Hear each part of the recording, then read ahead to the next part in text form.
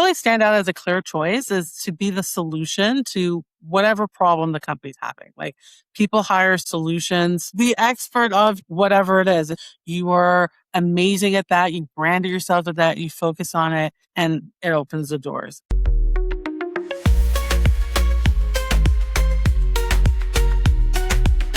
Hello and welcome to the Ambitious Women of Color podcast. I'm your host, Jessica Lynn Rojas.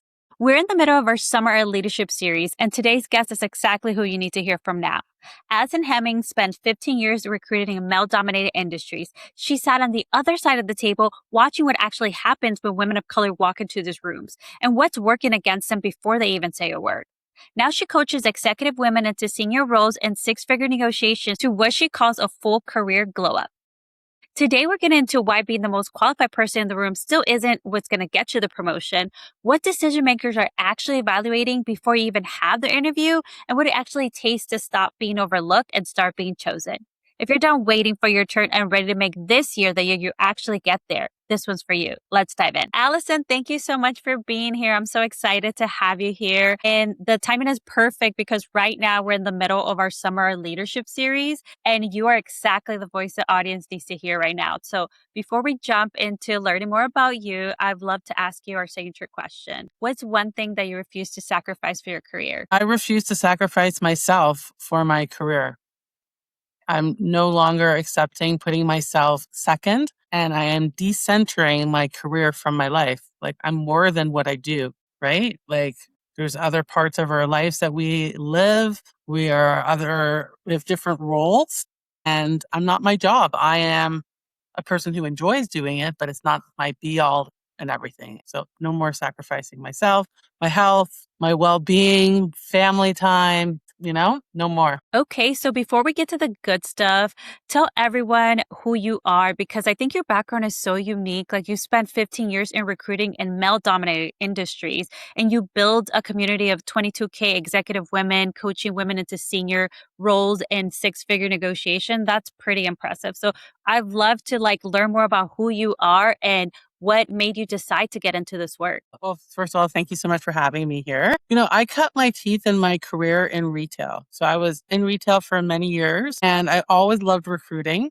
So I started, working in recruitment for several years, had my own agency, and I worked in lots of male dominated industries. So mostly in automotive, engineering. And then after COVID, I went into the IT sector, which is mostly it's a very bro kind of culture. And I would consistently see my female candidates get less money and not understand how to negotiate their salary, not really even know how to use their voice. And it was just so apparent to me that it was not always the right person who got the job. It was just the person who interviewed the best, in many cases. So I decided to focus on coaching executives on how to land six-figure jobs. So that's what brought me here. Yeah, that's really interesting that you say that because you got to really see what was going on behind the scenes and what candidates were coming in, how those candidates were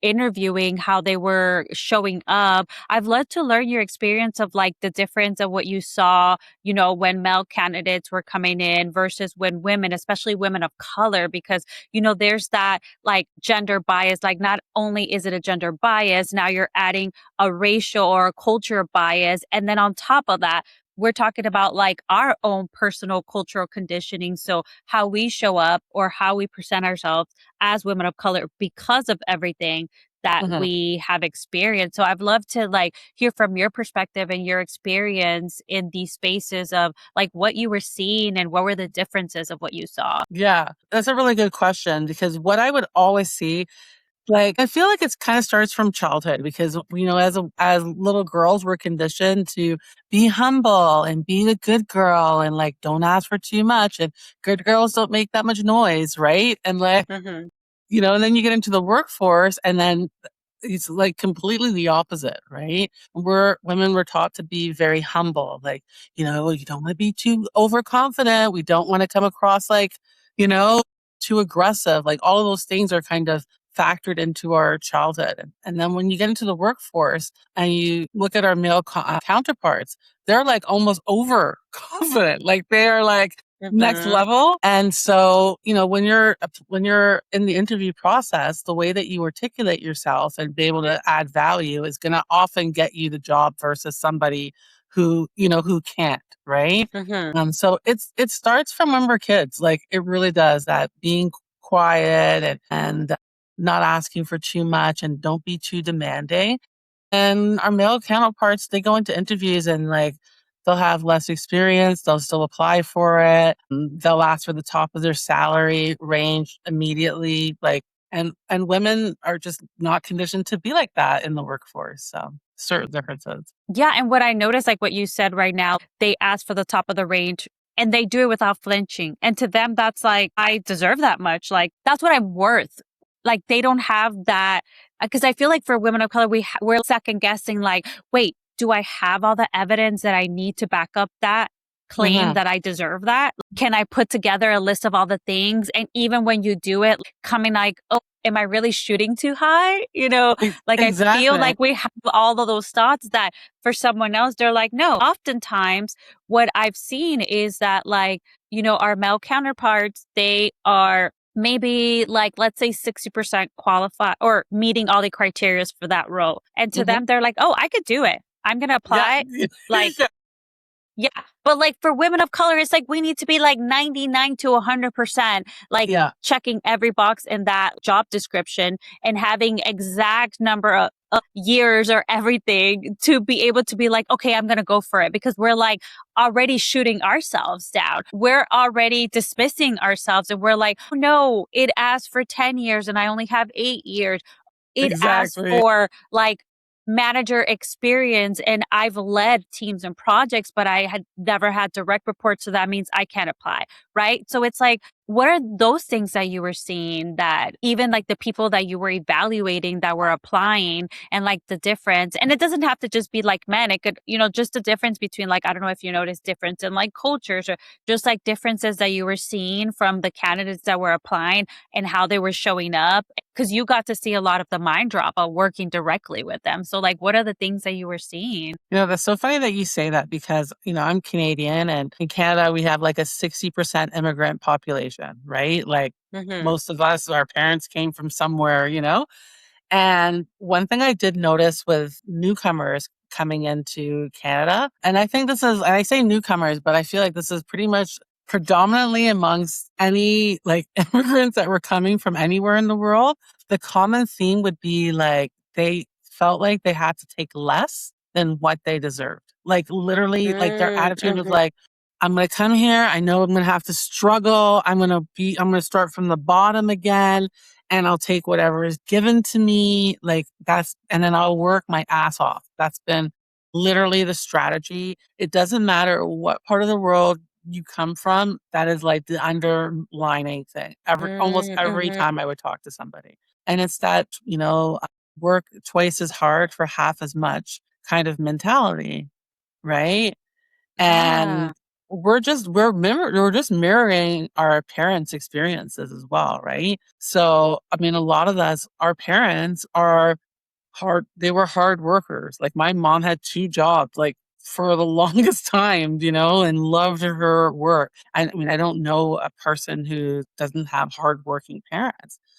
Is hard work necessarily the strategy that moves you forward? No, it isn't. It kind of works against you.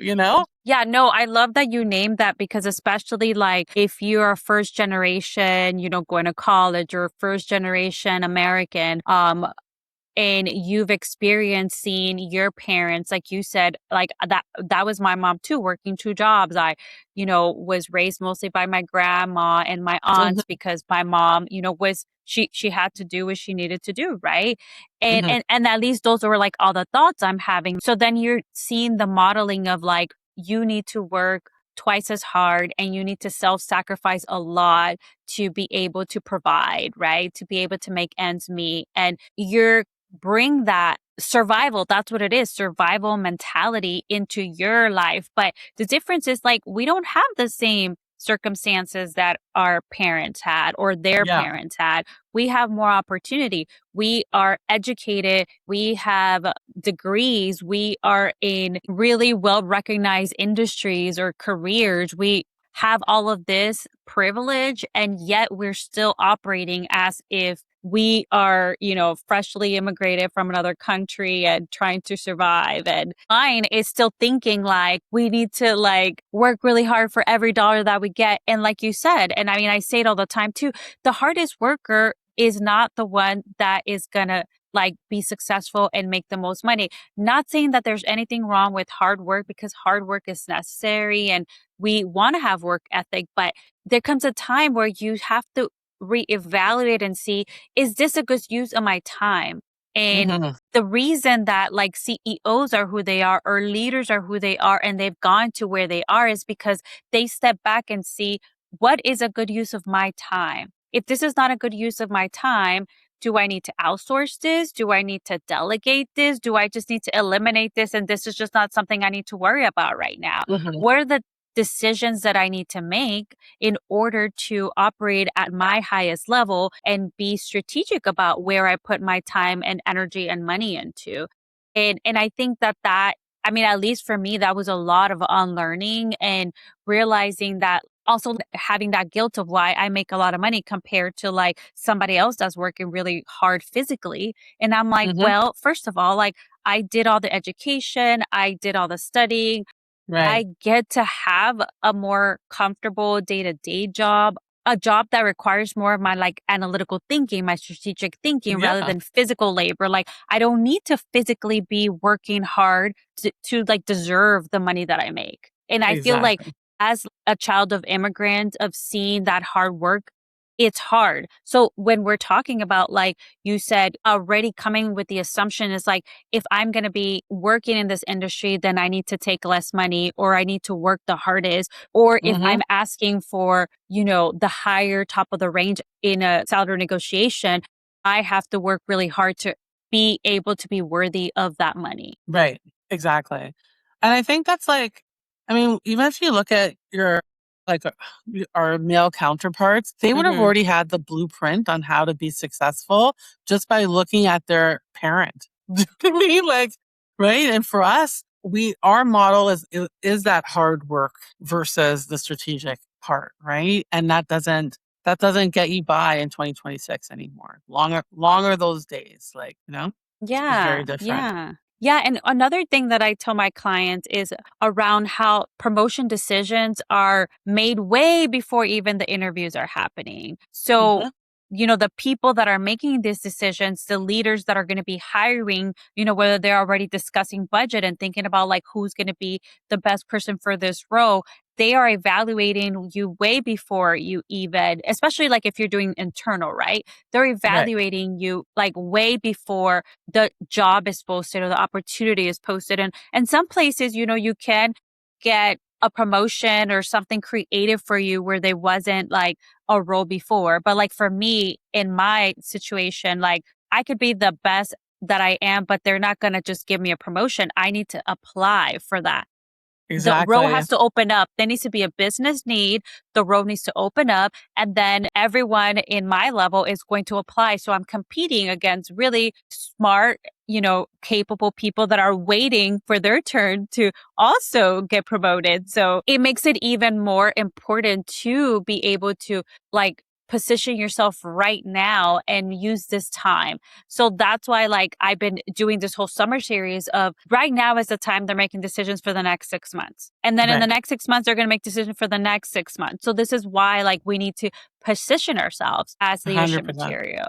So I would love to know from your experience, like what are some things decision makers, because you work really closely with them, what are the things that they're evaluating on a day to day, like in regular moments and meetings that is helping to build that impression or breaking that impression of like leadership material? Well, I think, whenever people ask me like about being promoted, being more appreciated at the workplace, right? For your work to be Hmm. recognized, which ultimately is what it comes down to.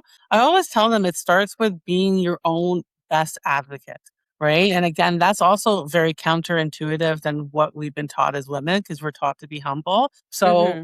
I always say, like, number one, if you're not recording and measuring your own success, like, how are you expecting somebody else? So if you are looking to be promoted, if that's your goal, you should be updating your supervisor, your managers, about your successes that you've had in the workforce, celebrating your wins, networking within the organization and making it known, right? Like there's a big part of being promoted. I mean, how many of us have worked with people that you're like, this person's an idiot. Like, how did they even get this Yes. job? Like, we have all had that when you're like, how? It's not that they're better at their job. It's just that they're better at being seen within the organization. So, we're not, as we talked about, we're not doing that. We're going to work harder to get seen. You're going to be seen to be seen, right? And to be your own cheerleader, to advocate for your own successes and to document them. Those are very, very vital, especially when you're a person of color. You have to, because we already know there's nobody's coming to save you, right? And most people are not going to have your back, right? So you have to have your own, right? And it starts with the documentation of your stuff. Just a simple email on Fridays, like, did this, worked hard at this. So then when you look back, there's no, well, what do they actually do? Well, it's right here, right? So yeah, be your own cheerleader. I love that you also, talking about the visibility piece, because I feel that for women of color, it could be so hard because, we are from a young age raised to like kind of like put your head down and just do hard work and, don't be the loud one. Don't talk about everything you do. Don't show off, right? Like, oh, if you're talking about like, if you're celebrating yourself and celebrating your wins, it's like, why are you showing off? Yeah. Where you think you're better than others? Like, Yeah. so we internalize all these. We start thinking, okay, well, when I do celebrate myself, I'm told that I'm showing off or that I think I'm better than others, so I'm not going to do it. So we come Right. with all this, right? Or depending on where you live, like the neighborhood, right? Visibility can be dangerous. Whether you're in an area where high crime or you are the only person of color in that space and, you're made fun of and you don't want to like, be visible because it makes you a target. So Yep, all these things we're 100%. carrying, right? And we're bringing them into the workplace and we're bringing them into adulthood. What are some things that you saw around that or challenges that you've seen around visibility for women of color and in these spaces, especially in spaces where it's very male dominant? Yeah, I know. And people are hypercritical of people of color too, right? So add into all of that. It's funny. I always joke about this with my clients because people will want things like in their career, if you're looking for a new job. And one of the things that you need to do now is like reach out in your network, right? Lean on your network because we already know most executive positions are not posted online. So if you're looking for a director, VP, senior manager positions, they're not all on the internet. They are in your hidden network, which are, you kind of have to ask for that. And I have seen so many talented, brilliant people literally crumble at the thought of making a post on LinkedIn. Like, I'm reaching out to a former colleague or a coworker, sending out a cold email, like petrified. And I get it. I'm not knocking that because it is. It's counterintuitive of like you think you're supposed to do, but it's also part about being visible. And I think that's why it's so important. Like while you are gearing up into making any kind of career change, it's important to really work on your mindset and your own personal development because you see already how it's just even the thought of doing a lot of these things can be fear inducing to a lot of people, especially if you're a high achiever, and you're a woman and you're already right. Like you add all of those things in. So step by step, it starts by step, the documentation, putting your hand up a little bit more, making that cold email and just trusting the process. Yeah. In the beginning, it may be scary, but then, the more you do it, you get more comfortable. I remember like talking to one of my clients and she had never said like no to extra work, right? And we were like, okay, like this is how you approach things. Like I always have that. You never just say no and walk away. right? Yeah, yeah. You No. anytime you're gonna say no to Mhm. something, that's what they think. They're like, "Oh, if I'm saying no, it's like I'm just saying no." So they're like, "So I don't wanna do it." But I'm like, "No, you never just say no and walk away. You always come with a solution." So if you're like, "Hey, I see that you handed me this extra responsibility. I currently don't have the bandwidth to add this extra project." So you know your capacity more than anyone. So if this is something that's necessary, you're like, if this is a priority, like these are all the other things that I'm working on. What other item can I deprioritize or put on pause while I work on this project if it's necessary? Or if you know that this might be something that could be handled by somebody else, you can like offer that alternative, but like always coming with a solution because like Mhm. one, our managers or our bosses or the people we work with, they don't know everything that we have. They don't know what our capacity is. They're not like thinking about that. All they know is I have something that needs to get handled or a project that needs to start. And I know this person's going to do it well. So I'm going to give it to them. And it's our responsibility to like be able to give an alternative or a solution if we need to like say a no because if we are over capacity. So that's like one of the steps that helps to be able to say no. But Mhm. that's something that it's learned. So my, client did that and she was like, "Oh my God, I was so scared, but I did it." And Mhm. she's like, "I almost cried afterwards." But she's like, "But I didn't die." And I was like, Yeah. "Exactly." Exactly. Yeah, they don't if you say no, they're not like, "Get out! Get out of Yeah. this building! Get out! Take your you're done." No. And Yeah. obviously everything has a way, like it's all a matter of the way that we say things too, right? Mhm. And Mhm. I mean, having boundaries, I think for women just in general, it's a difficult subject. But if you don't set those boundaries at work, I mean, you're going to end up adding extra work onto yourself that doesn't even get recognized in the long run, Mhm. you know? So I feel like learning what I've seen with my clients now, because especially most of my clients are like in that mid range, like they're the Mhm. director trying to go into a VP level. Mhm. Learning the art of delegation has helped them way more than a lot of other skill sets. Just learning to just be like, somebody gives you something and like give it to somebody else to do, you know? Like otherwise, you don't need to do everything. Like I think a lot of us pick up the idea of perfection. Like it comes down Mhm. to like, I have to be perfect. And done is better than perfect. Like Yes. it will beat it every single time. And I've seen so many smart people die on the hill of perfection and not be able to get their goals accomplished, that business started, the confidence to do that. Like, I think that's a part of leadership is that being able to know that you're going to suck sometimes in the beginning and then do it anyway. Like, Yes, I think that like goes to also like the imposter syndrome, right? Because like okay, for you, you're dealing with people who are already in leadership roles and I mean leadership roles are not always you don't have to have like a manager title or have direct reports. You could have a manager title and not have direct reports, right? You could be managing departments and not have people reporting to you, but you're still like leading. But then now you're transitioning to even a higher level of responsibility. So you're saying like if people are going into director roles or VP roles, like that shift already like changes how you have to operate. So like you said, the importance of delegating. And and I think that sometimes maybe the challenge in like our brain is that like you delegating means I don't want to do this or I'm a slacker or like I'm making somebody else do something.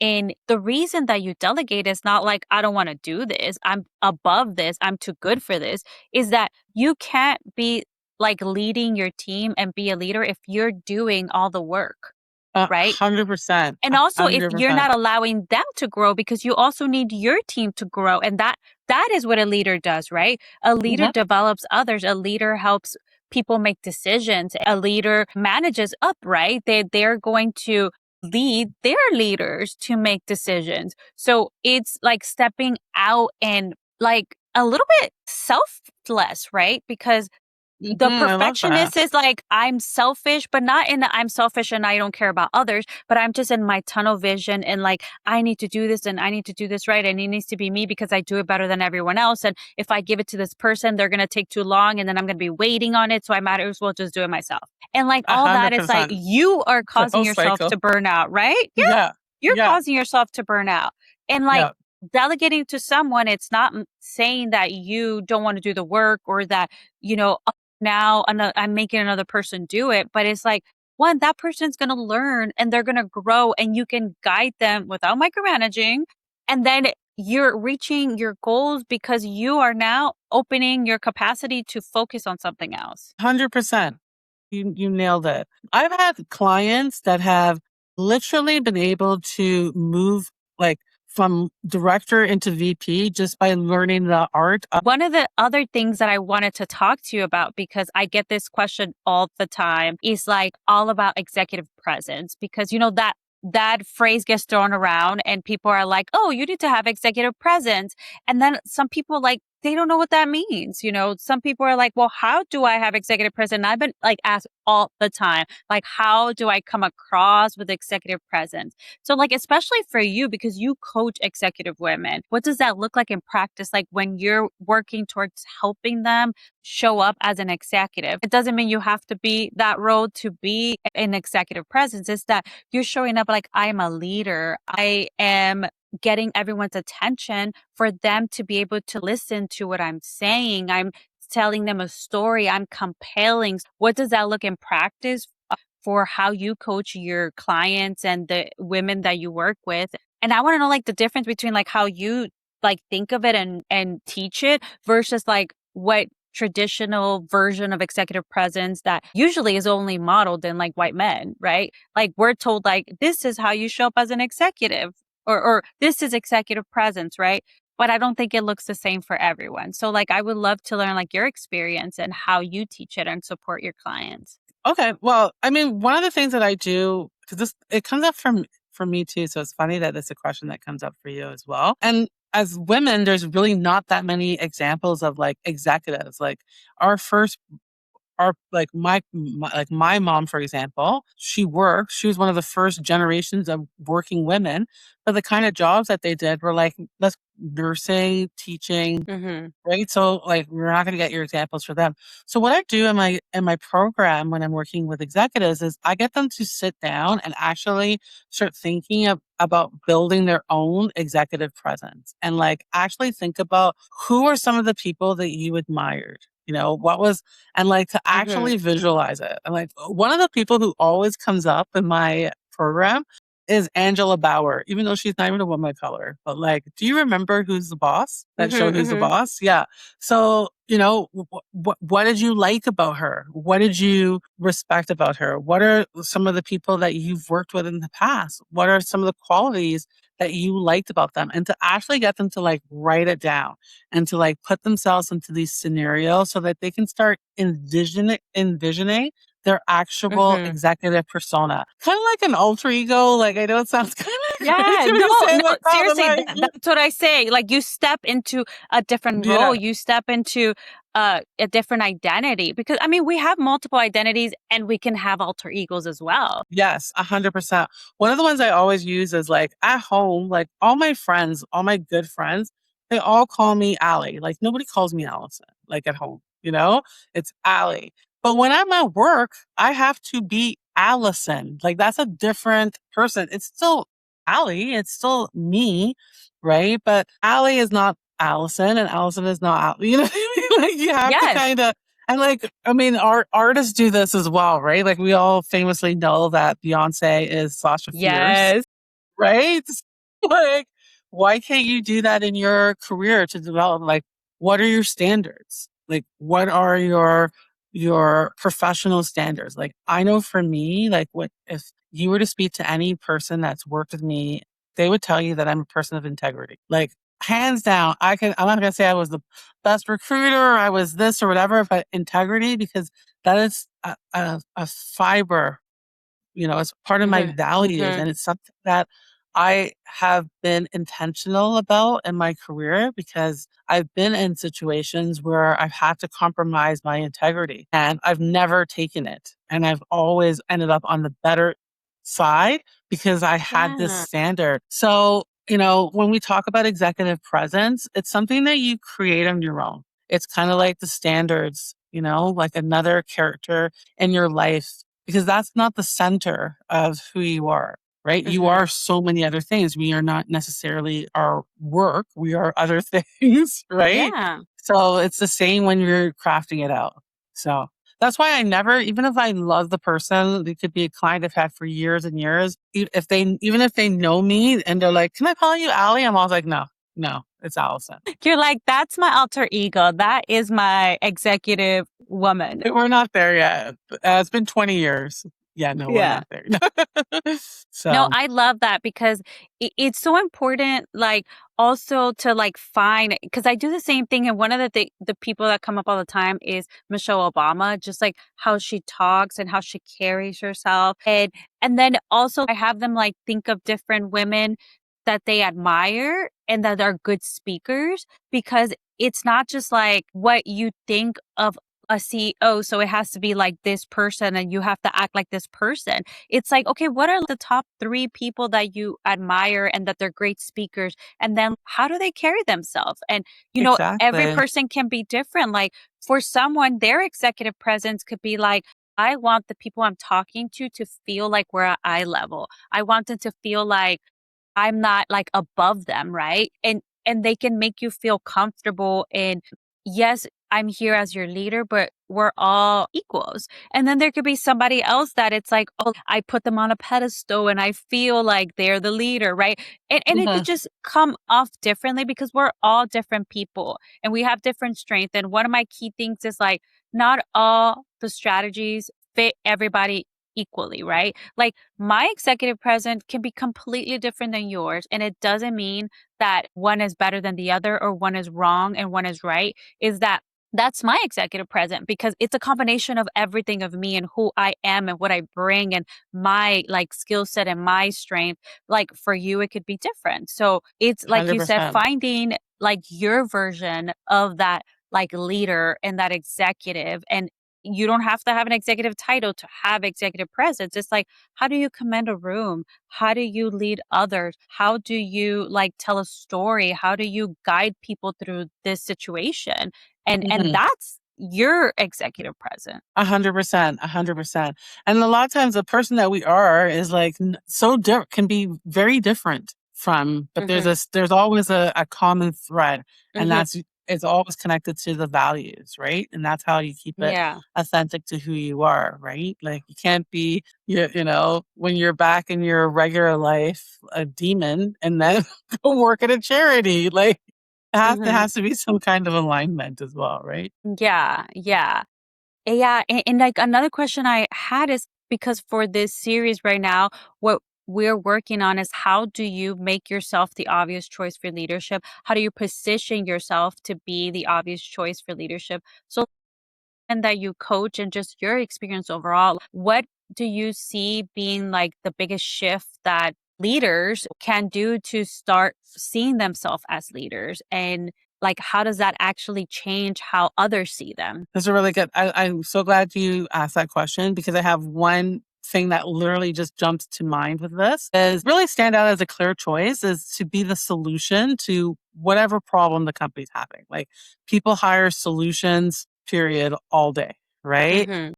So you really have to know what your value is and understand what kind of solutions that you solve. Those are the people who get hired quicker. People who have like a Jill of all trades kind of background, that rarely ever translates to being a very hireable candidate. People Mhm. like people who are like really, you know what I mean? Like Like the you just expert had in this that. the expert of whatever it is. If it's HR, if it's talent acquisition, you are amazing at that. You branded yourself at that. You focus on it and it opens the doors. That's just the future of work. And I feel like a lot of people, especially coming from like my generation, they've been conditioned to thinking that they have to be the be all and end all. Mhm. So they'll go into interviews with this, I can do everything and I can be whatever you want. And the companies are like, I want you to be whatever you want. I want you to be the expert. Like, what is this? And Yeah. so there's this big disconnect. And I definitely see it in a certain, like in this, that Gen X Like, age group are the yeah. worst for it. Like, and a lot of it's because we were raised, who raised us to work hard and it will pay off people, right? So Yes. it definitely trickles down. But I have, I've known a person for many years who has this mentality, and she is very, very talented. One of the most talented people I've ever met. But in interviews, that is the way that she comes across. And Mm. it has held her back for years, years. Like, so I think that comes down to really having an understanding of your self-worth and being confident to say, like, this is what I do. This is what I do, this is my expertise, and like own it, brand it, talk about it, lean into it. That's trying to be a pleaser for everything. It just doesn't work. No, I love that you named that specifically because that's exactly it, right? It's like being like showing up like, hey, this is what I'm good at. This is I'm a problem solver or this is what I'm known. And you have receipts too that show like I was able to help the department go from this to this because of that specific Mhm. thing. You being the problem solver, the solution, the person that can see everything, like zoom out and see like how everything works and how this specific thing is going to be tied to the department goals or to the, enterprise goals. So that's Mm. exactly the kind of evidence that shows like this is the person because like you said exactly, do I want the person that is saying I could do everything, whatever you need, I'm here for you, or the Mhm. person that's like this is what I can deliver, this is what I'm known for, this is what I'm good at. Mhm. Yeah, I get it. It's counterintuitive. It really can't be. Like, it's easy for me because it's the outside looking in, right? Mhm. But I I find that it is a very, very common mistake that people make, and it takes a lot of correcting. So some people are addicted to the struggle bus. Like, some people, it's just that's just how they are. They're like, I'll just keep working and working and working, grinding and grinding and grinding. Like, I'm convinced. Yeah. But like from your experience, I'm sure you've seen that like that mentality is not going to get you to the VP role because, the strategies that helped you get into where you are right now is not what's going to help you continue to grow sustainably. Because once you get there, if you're bringing in those same habits and that mindset, then you're going to crash and A you're not hundred going to be able percent. to like be an effective leader. No, no. And also, when you do that to yourself and you've convinced yourself that you can be the be all and end, people also know that about you as well. So when they start thinking about, like, if you're trying to get a referral, they can't even think of you as being something else because all they know is you is just somebody who just grinds. It's like they can't, oh yeah, she was great at this. She just works, right? Like, you're also like taking away from your own branding, like your own reputation, because you're not Yes. letting you have to like trust the process, right? I love that you said that because I'm still working in the corporate world. And like one of the things for me is like, I don't want to be known as the hardest worker. I don't want my reviews to say she was the hardest worker. Anything we gave her, she did it well. Like, no, I don't want to be known as that. I want to be Mm-mm. known as a leader. I want to be known as someone who influences and who makes decisions, who helps to make improvements, make things more efficient. Like that is what you should want to have. You don't want your review to be like, well, she was the hardest worker. She was the first one in the office and the last one to leave. Anything we gave her, she said yes to. She was the team player. Like, that's not going to promote you to leadership. That's just going to keep you where you are. But if you want to move forward, they need to be like, this person came in and they helped bring consensus amongst all these people that weren't agreeing on something. She's so good at getting people to agree and getting people to move forward with things. She's so good at like influencing others, even people above her. That Right. is the kind of like it screams leadership. Yeah. 100%. Yeah. 100%. Yeah. Not she works late. Who cares? Yeah. Exactly. I love this and I love all this conversation. So before we wrap up, like I would love to get some rapid fire questions. So it's like whatever comes to mind Okay. so that we can, get some like final nuggets and some of your wisdom for our listeners. What is the biggest mistake women of color do when they're going for a leadership role?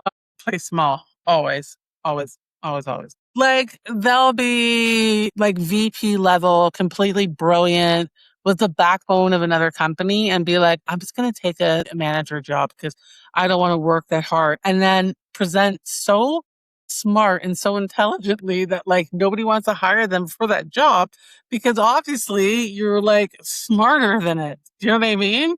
And then it's intimidating. So yeah, it's always playing small. Like if you just actually just stood in your truth and just nailed what you do, what you bring to the table, like your successes and actually honed it, it's way more beneficial than trying to like lower yourself because you think that the market dictates it or that because that's what you got paid in your previous job, like all that nonsense that we were taught. No, it's always playing small, always. Yeah, and that comes from like scarcity, like thinking, well, like I have a better chance at this. And if I go for that role that's higher than what I was doing before, that pays more money than what I was doing before. So it's that like false sense of safety. Yeah, 100%. Yeah, Yes. 100%. I love that. What's something decision makers or the hiring managers are looking for that has nothing to do with like the person's qualification? Like personal development stuff. They love people who do that kind of stuff, like the culty stuff, like spinning classes, CrossFit, like athletics, personal development, those kind of things. Like when it looks like you're addicted to growth in your personal life, because they're all connected, right? And Yes. having hobbies, for sure. Those are all things that look really good. I love that because I feel like many times people don't think that those are the things that are going to set them apart from the other candidates, showing like, hey, I'm not just interested in growth in my career, I'm interested in my overall growth in my life. I love that. So, what do you think is more important? Visibility or relationships? Like, which one matters more when it comes to getting a promotion? One can argue it's not who knows you, it's who you know. Some people say it's not who you know, it's who knows you, right? I mean, you can be visible, but if you don't have a good relationship with the person that sees you, then what's the point? So I would say relationship. Like visibility without action is just people seeing you. It's like those people on Instagram who have millions of followers and don't make any money. They're visible, but you know? I love that analogy because it's so true. That's why, like, for me, my philosophy is like you want to be visible around decision makers. But like you said, exactly, building that relationship because they could just see you and it's like, oh, I see this girl all the time in all Hmm. the meetings and she's always talking. But if they don't know you and you've never talked to them and try to build a relationship with them and maintain it, then if you had these two candidates and one of them is like always there, always talking, and then the other one is like, she talks when it's needed. She's only in the meetings that are necessary for her to be in. And Hmm. she's made a point to talk and build those relationships with those people. Who they going to want to hire? They're going to be like, oh, Exactly. I know Allison. Like I've seen her. I talked to her. She's really great. I think she's going to be the best fit versus like the girl who's always in all the meetings and trying to be Hmm. everywhere. But like you said, is not getting paid. Exactly, exactly. Yeah, relationships are key. Like, without your net worth is your network, and people forget that, right? Yes. But it's important to have really good relationships. It's funny, I will tell you this one story. I had a very bad experience with somebody like 14 years ago. Like literally like 14 years ago. They made a microaggression about a Mm, candidate. It just didn't sit right with me and then other things has come up. And that was 14 years ago. And literally this person is applying for a job and somebody realized like, oh, your path must have crossed and asked me what I thought about that like 2 days ago. So relationships, like if yeah. I Now you're saw like, him, do you see what I mean? Right? Now, I'm sure he was wishing he had a better relationship with me, right? So Because yeah. that is so important, and like naming that specifically, because I feel like, oftentimes people, when they're told you need to network and you need to meet people, introduce yourself, build relationships, and they just feel that it's like, okay, I don't need something from this person right now, or I may meet somebody in a whole different industry and I'm like, there's nothing that they can help me. But you don't know who they know, who later on is going to be like, oh, I see you two connected on LinkedIn and this person just applied for this role. Do you know them? What do you think about them? You don't know. Hmm. Like, not You really don't everybody know. that you meet right now, that you're networking with right now, is going to be like helping you get the role right now. It could be, like you said, 14 years from now, Yeah. like Yeah. somebody You that probably you even had remember an me. interaction with. Yeah, because people always remember the way that you feel. And right. So for Yes. him, he probably wouldn't remember, but I remember what he said because it made me feel a ways. Hmm. And I didn't like it. And it stuck with me. And years later, now look what happened. Now somebody's asking me about him. Yeah, Right. no, that is a good point. That is a good point.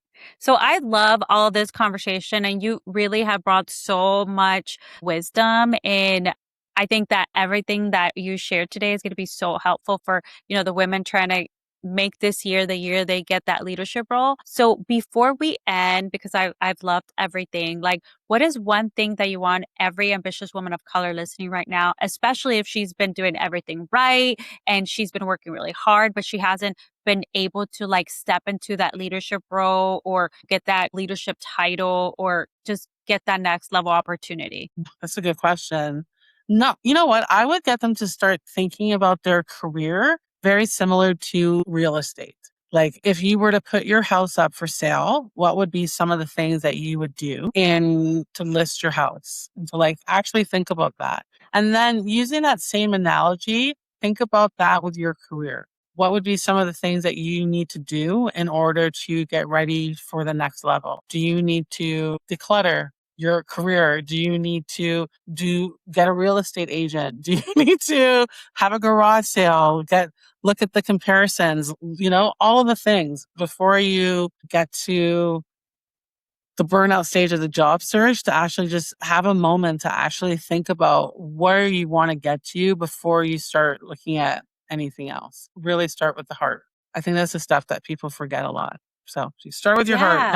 not with Indeed, Hmm. LinkedIn. Start with like, what do you really want? How much can I really, where Yes. do I No, I really love see that myself? analogy. I love that analogy. Like, I never thought of it that way. So that it's gonna stick. That is gonna stick. I love it. So before we go, like, where can people find you and how can they work with you? Well, if this resonated with you, you can find me on LinkedIn. I'm on LinkedIn all the time. If you are about to start your journey, I do offer free career glow up calls where we kind of go through and figure out where you are and where you want to get to. So I'll give you the link for that. And what else? Where else can you find me? Instagram. I'm on everything. But I Yes, hang and out on LinkedIn the most. Yeah. Yeah. We'll we add will all of add those. all of your links. But thank you so much for being here. I know that this is going to help so many women. And if you're trying to get into your executive level role, I know that you can help so many women do that. So thank you so much for Thank being here. you. Thanks for having me. It's been a pleasure.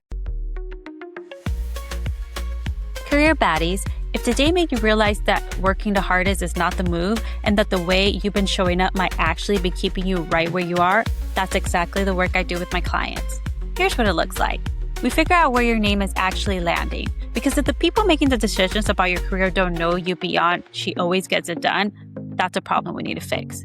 We look at how you're showing up in the moments that matter, like the meetings, the conversations with leadership, the places where your potential is either being seen or being missed. And we change that so you're being read as ready before you even apply for anything.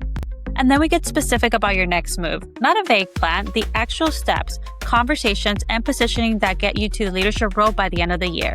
So you're not the hardest worker in the room anymore. You're the obvious choice. If you want this kind of support, DM me on Instagram at Jessica Lynn Rojas or book a consult at jessicalynrojas.com/scheduling. Take care of yourself, career baddies. Vámonos.